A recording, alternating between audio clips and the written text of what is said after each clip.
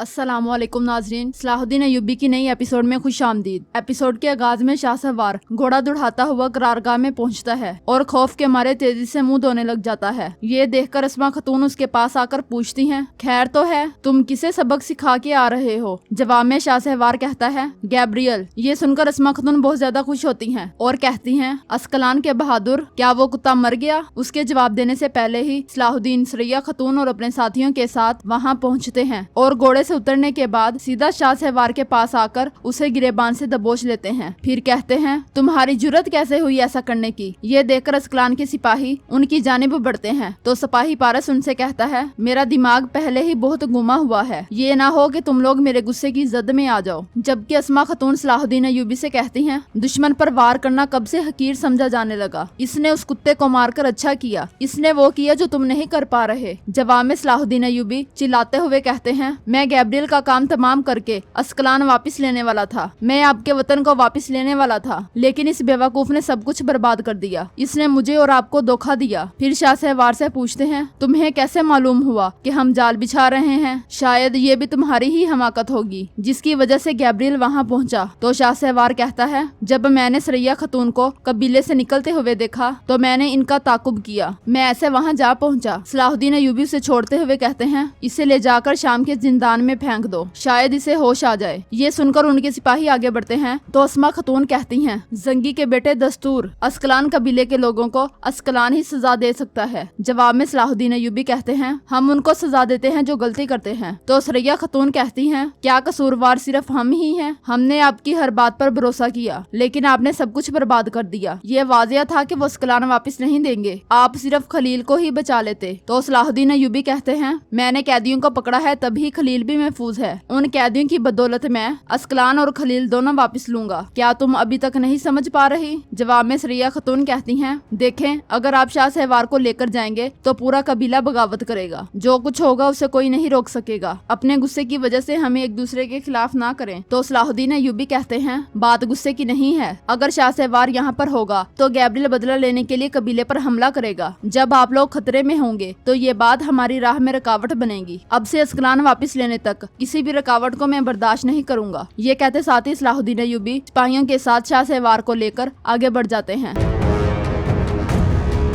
दूसरी तरफ गैब्रियल जब अस्कलान शहर पहुंचता है तो बादशाह के सिपाहियों ने अस्कलान शहर को कब्जे में लिया हुआ होता है और बादशाह बाल्दोन के सिपाही गैब्रियल के सिपाहियों को गिरफ्तार करके ले जा रहे होते हैं। गैब्रियल के पूछने पर एक सिपाही कहता है, बादशाह के आदमियों ने अस्कलान पर कब्जा कर लिया है। ये सुनकर गैब्रियल तेजी से कमांडर के पास जाता है और पूछता है, इसका क्या मतलब है? मेरे सलीबी जंगजू कहाँ है? जवाब में कमांडर कहता है, हमने आपके सलीबी जंगजुओं को कैद कर लिया है। बादशाह बाल्दोन के हुक्म के मुताबिक अब से अस्कलान हमारे कब्जे में है। ये सुनकर गैब्रियल कहता है, अस्कलान को कोई मुझसे नहीं छीन सकता। इसके साथ ही वो सब तलवारें बेनियाम कर लेते हैं। तो वहाँ पर पहुँचने वाला बादशाह बाल्दोन कहता है, रुक जाओ गैब्रियल। गैब्रियल कहता है, मैं जब तक इस जिल्लत को खत्म ना कर दूं तब तक तो बिल्कुल नहीं। तो बाल्दोन उसकी जानिब बढ़ते हुए कहता है, हकीकत में हमारी जिल्लत का बाइस तुम हो। तुम मेरी बहन विक्टोरिया का सलाहुद्दीन से ना बचा सके, जो ये ना कर सका, क्या वो अस्कलान को काबू करने के लायक हो सकता है? जवाब में गैब्रियल कहता है, मैं अगर जख्मी ना होता तो सलाहुद्दीन को मारकर उन्हें हासिल कर लेता। उस लम्हे तक पहुंचने से पहले ही तुम्हें उन्हें बचा लेना चाहिए था। तो गैब्रियल कहता है, उसने मुझसे अस्कलान मांगा, क्या मैं उसे दे देता?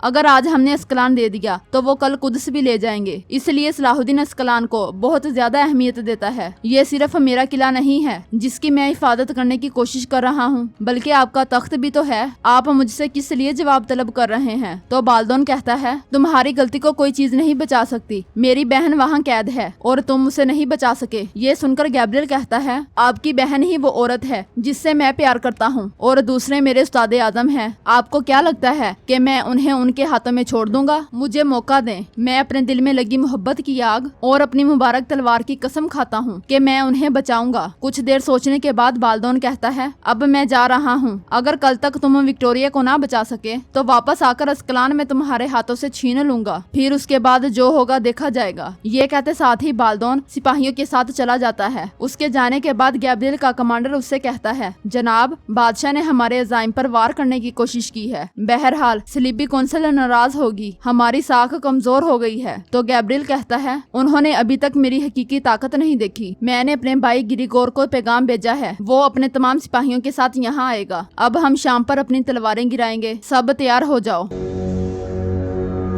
दूसरी तरफ सुल्तान महल में दाखिल होते साथ ही शेरको से पूछते हैं, जब हमने इतनी राजदारी से ये काम किया था तो कोई कैसे आकर हमला कर सकता है? कोई आकर गैब्रियल को कैसे मार सकता है? ये कैसी कमजोरी है शेरको? जवाब में शेरको कहता है, अस्कलान वालों में से किसी ने तीर मारा मेरे सुल्तान, इसका हिसाब। तो सुल्तान उसे खामोश करवाते हुए कहते हैं, सबसे पहले तो सलाहुद्दीन मुझे हिसाब देगा। वो कैदियों के साथ जहाँ भी गया है उसे ढूंढकर जल्दी से मेरे पास लाओ। इसी लम्हे नसरुद्दीन अपने बेटे के साथ वहाँ आता है और कहता है, मेरे सुल्तान, आपने मलिक सलाहुद्दीन को सजा दी, लेकिन उसने विक्टोरिया और उस्ताद आजम के काफिले पर हमला किया है। तो सुल्तान कहते हैं, उसे ये हुक्म मैंने दिया था, मैं भी उसके साथ था। तो इज्जतुद्दीन एकदम से पूछता है, चचा, क्या आपने उसे पकड़ लिया? इज्जतुद्दीन के इस तरह पुकारने पर सुल्तान गुस्से से उसे देखते हैं, तो फिर वो अदब से मेरे सुल्तान पुकारता है। फिर नसरुद्दीन पूछता है, मेरे सुल्तान, क्या बादशाह बाल्दोन हज का रास्ता छोड़ने पर तैयार हो गया है? जवाब में सुल्तान कहते हैं, अभी तक नहीं, कोई माहिदा तय नहीं पाया। इस पर नसरुद्दीन कहता है, माफ कीजिएगा सुल्तान, लेकिन अगर आप इतनी कमजोरी दिखाएंगे तो फिर कामयाबी को यकीनी बनाना नामुमकिन है। तो सुल्तान कहते हैं, मैं हर चीज का हिसाब लूंगा, इन हादसात का जिम्मेदार जो भी हो उसे सजा जरूर दी जाएगी, ताकि सारे जहां के लिए इबरत का निशान बन सके। ये कहते साथ ही सुल्तान तेजी से दीवान की जानिब चल पड़ते हैं। रास्ते में आने वाली सुल्ताना कहती है, सुल्तान, मैं एक निजी मामले पर आपसे बातचीत करना चाहती हूँ। जवाब में सुल्तान कहते हैं, मलका, इस वक्त नहीं, मेरे पास अभी ज्यादा अहम मामलात हैं, बाद में। ये कहते साथ ही सुल्तान आगे बढ़ने लगते हैं। तो सुल्ताना कहती हैं, ये भी जरूरी है, खानदान की फिक्र करना भी जरूरी है। जवाब में सुल्तान कहते हैं, मेरे पास आप या आपके खानदान की परवाह करने का बिल्कुल कोई वक्त नहीं, हम इस वक्त रियासती मामलात में उलझे हुए हैं। फिर सुल्तान वजीर से कहते हैं, अमाद, जब तक कोई हुक्म ना दो तब तक कोई भी मेरे पास कोई और मामला लेकर ना आए। ये कहते साथ ही सुल्तान दीवान की जानिब चले जाते हैं। जबकि बाहर सलाहुद्दीन अय्यूबी जैसे ही महल में दाखिल होते हैं तो इज्जतुद्दीन कहता है, सलाहुद्दीन, तुम कैदी नहीं लाए या फिर उन्हें गैब्रियल को वापस दे आए हो? तो सलाहुद्दीन अय्यूबी कहते हैं, मैं उन्हें उस रास्ते से नहीं लाया जिससे सब जानते हो, ताकि सब पकड़े ना जाएं। इस पर इज्जतुद्दीन कहता है, शाम को जाने वाले कितने रास्ते हैं? मशरिक, मगरिब, शमाल, जनूब। बासलाहियत कमांडर की तरह बनने की कोशिश ना करो, मेरे ख्याल में थोड़ी देर हो गई है। इसी लम्हे वजीर हमाद आकर शहजादे से कहते हैं, कैदियों को पेश करने, उनकी सलामती के लिए रास्ते का इंतखाब करने और इत्तेहाद की तैयारी हो चुकी है। ये सुनकर सलाहुद्दीन अय्यूबी कहते हैं, मैं कैदियों को हरमोन पहाड़ के रास्ते से लाऊंगा, सिपाहियों की जरूरत नहीं है, मैंने जरूरी एहतियाती तदाबीर इख्तियार कर ली हैं, सिर्फ आला सतह की रियासती अरकान का ये जानना काफी है। फिर इज्जतुद्दीन से कहते हैं, जिन कमांडरों का तुमने जिक्र किया है सिर्फ वो जानते हैं कि मैं किस रास्ते से कैदी लाऊंगा, तुम जैसे दूध पीते बच्चे नहीं जानते जो बस महल में पड़े रहते हैं। तो इज्जतुद्दीन कहता है, माफ करना बहादुर कमांडर, लेकिन मैं अपनी रियासत के लिए परेशान हूँ, क्योंकि हमले के मुकाम पर हर किस्म की गफलत बरती जा चुकी है, हर बार कोई ना कोई कमी तो रह जाती है। तो जवाब में सलाहुद्दीन अय्यूबी कहते हैं, इज्जतुद्दीन, फिक्र ना करो, ये कमजोरी थी या फिर गद्दारी, ये तो वक्त ही बताएगा। ये कहते साथ ही सलाहुद्दीन अय्यूबी भी दीवान की जानिब चले जाते हैं। दूसरी तरफ दीवान में सुल्तान बहुत बेचैन है और सलाहुद्दीन अय्यूबी के आते साथ ही कहते हैं, हम वहाँ दुश्मन से हिसाब करने गए थे, लेकिन उल्टा तुम ही से हिसाब की नौबत आ गई है सलाहुद्दीन, मामलात इस मुकाम तक कैसे पहुँचे? जवाब में सलाहुद्दीन अय्यूबी कहते हैं, मेरे सुल्तान, मुझे वो जल्द ही मिल जाएगा जो आप चाहते हैं, मैंने गैब्रियल से अस्कलान के लिए। तो सुल्तान उनकी बात काटते हुए कहते हैं, अस्कलान के लिए? तो सलाहुद्दीन अय्यूबी अपनी बात आगे बढ़ाते हुए कहते हैं, मैंने उससे शहजादी विक्टोरिया और उस्ताद आजम के बदले अस्कलान मांगा, लेकिन उसने मजाहमत की। इस पर सुल्तान कहते हैं, फिर तुम्हें हज के रास्ते पर राजी हो जाना चाहिए था, तुम्हें उससे उस रास्ते के बारे में मुआहिदा किए बगैर वापस नहीं आना चाहिए था, तुम खाली हाथ कैसे वापस आ सकते हो सलाहुद्दीन? जवाब में सलाहुद्दीन अय्यूबी कहते हैं, मेरे सुल्तान, हमारे पास जो कैदी हैं वो गैब्रियल के लिए बहुत ज्यादा कीमती हैं और उसे हमारे पास आना होगा, आज नहीं तो कल। तो सुल्तान कहते हैं, हमारे लिए जो अहम है वो हज का रास्ता है, तुम ये कब समझोगे? जवाब में सलाहुद्दीन अय्यूबी कहते हैं, अगर आप उनके साथ ये मुआहिदा करते भी हैं, तो क्या आप ये समझते हैं कि जब तक आप अस्कलान से दूर रहेंगे हज का रास्ता महफूज रहेगा? वो उसे तब भी महफूज नहीं रहने देंगे। ये सुनकर सुल्तान कहते हैं, अच्छा तो क्या इस वजह से जो कुछ बचा है तुम उसे भी खोना चाहते हो? शाह सवार वहाँ पर हमले की जगह पर कैसे पहुँचा, जबकि ये बात हमने सबसे छुपा के रखी थी और गैब्रियल को कैसे पता चली? ऐसा कैसे हो सकता है?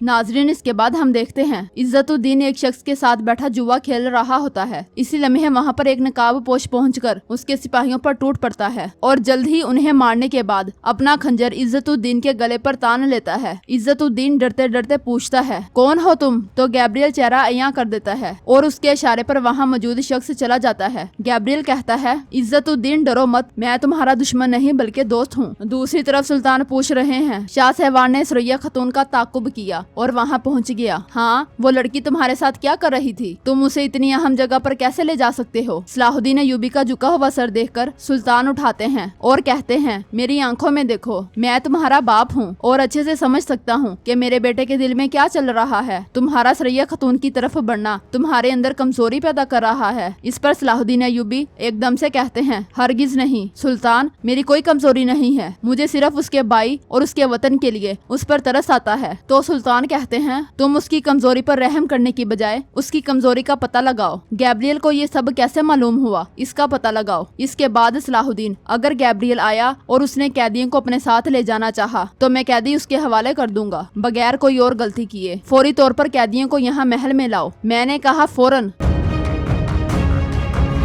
दूसरी तरफ गैब्रियल इज्जतुद्दीन से कहता है, तुम्हारे बाप ने मेरी पेशकश कबूल नहीं की, लेकिन मैं तुम्हारी आंखों में चमक देख रहा हूँ। तुमने सलाहुद्दीन के खिलाफ जो मेरा साथ दिया है तुम उससे कभी इनकार नहीं कर सकते। इसके साथ ही गैब्रियल इज्जतुद्दीन का तीर उसे दिखाते हुए कहता है, ये तुम्हारा भेजा हुआ तीर है। तो इज्जतुद्दीन घबराते हुए कहता है, ठीक है, इसे पीछे करो। सलाहुद्दीन तुम्हारे कैदियों को महल में नहीं लाया, उसने कहा है कि वो उन्हें हरमोन पहाड़ के रास्ते से जंगल में से ला रहा है। गैब्रियल कहता है, सलाहुद्दीन इस वक्त कहाँ है? जवाब में इज्जतुद्दीन कहता है, वो इस वक्त शाम में है, तुम उसके शाम से निकलने से पहले ही उसे बचा सकते हो। ये सुनते साथ ही गैब्रियल इज्जतुद्दीन का तीर लेकर वहाँ से चला जाता है। दूसरी तरफ सलाहुद्दीन अय्यूबी अपने साथियों से कह रहे हैं और वो उन्हें हज के रास्ते के बदले में उनके हवाले करेंगे। तो अहमद कहता है, लेकिन बदले में हम हज के रास्ते और अस्कलान दोनों को बचा सकते हैं। फिर पारस पूछता है, क्या हमारी तमाम कोशिशें रायगा जाएंगी? इसके बाद इब्राहिम पूछता है, हम क्या करने जा रहे हैं? तो सलाहुद्दीन अय्यूबी कहते हैं, हम कैदियों को लाएंगे, लेकिन उससे पहले हम एक जरूरी काम करेंगे। जबकि महल में सुल्तान नूरुद्दीन जंगी तीरंदाजी की मशक कर रहे होते हैं। इसी लम्हे सुल्ताना वहाँ आती हैं। उन्हें देखकर सुल्तान वजीर से कहते हैं, सलाहुद्दीन कैदियों को यहाँ लाने वाला है, जरूरी तैयारियां करो।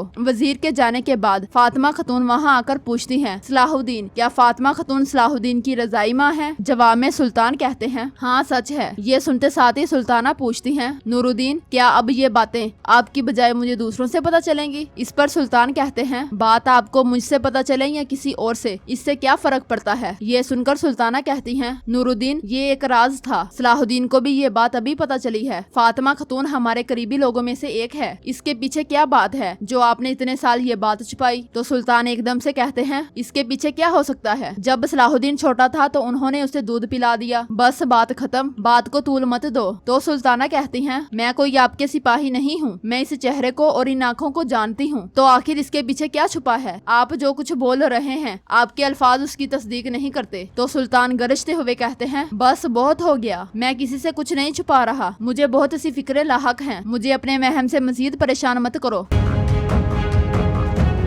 तो नाजरीन, इसके साथ ही ये एपिसोड इख्तिताम पजीर होती है। अगर आपको वीडियो अच्छी लगी हो तो लाइक करें, चैनल को सब्सक्राइब करें और बेल आइकॉन यानी घंटी वाले निशान पर लाजमी क्लिक कर लें ताकि नेक्स्ट आने वाली एपिसोड का नोटिफिकेशन आप तक पहुंच सके। दुआओं में याद रखें। अल्लाह हाफिज।